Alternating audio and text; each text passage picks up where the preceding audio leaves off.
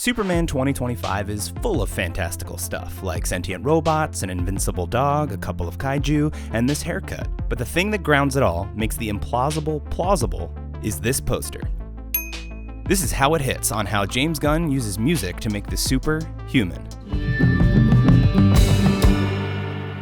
Now there's a lot of ways to make a superhero movie feel grounded. For example, if you're making The Batman, you just crank the grittiness as high as it'll go. Do I look like a clown? Grittier. Grittier. Perfection. But Batman has the built-in benefit of already being believable-ish, other than its suggestion of the existence of an altruistic billionaire. And you can't just do gritty all the time across the board.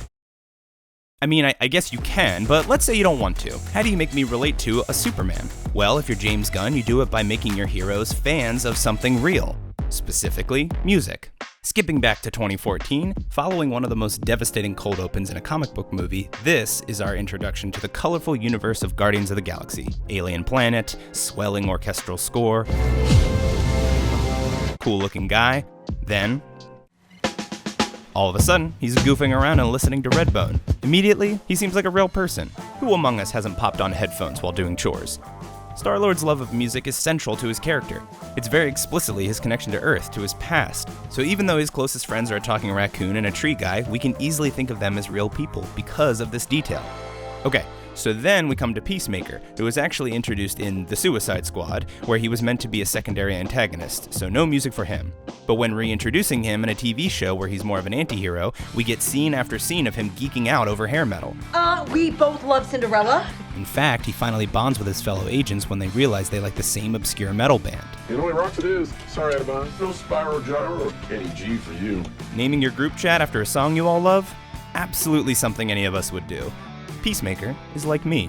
I look just like that. So despite being two guys in two completely different movie universes, both Star-Lord and Peacemaker are huge music nerds. And then we get to Superman, a character who is constantly struggling to square his human upbringing with his alien origins. It's pretty much the plot of the movie. So, how are we going to humanize him? Say it with me, folks. By giving him a dog. Okay, besides the dog. Early on in the movie, Lois and Clark have a joking exchange about which of them is more punk rock, and Clark mentions the band The Mighty Crabjoys, which she is dismissive of. Later, Lois brings a wounded Superman to his childhood home, and she spots the Crabjoys poster on the wall. Suddenly, Lois, and we, the audience, get a glimpse of Superman's vulnerability, and more importantly, his humanity. He's not just some faceless caricature of truth, justice, and the American way. He's a real guy with real interests and passions. He's got posters on his wall, just like we do. Then, instead of ending the movie with a big piece of orchestral music, we get a different song. 'Cause I'm a punk rocker, yes I am. A song which has now become instantly iconic and associated with this depiction of the character. So if you're thinking of writing a character that's a little larger than life, give them something to ground them in the real world. Passions, interests, any little detail will help. Just don't do music, that's kind of James Gunn's thing. But whatever you pick, it'll help to make sure your story really hits. Hey, thanks for watching. There's a ton more stuff we could have talked about, like how the Mighty Crabjoys are fictional and have been referenced in other DC properties already, but we've only got so much time. If you want to see more content like this, please like and subscribe, and leave us a comment if you enjoyed this vid or spotted something I got wrong, or maybe both.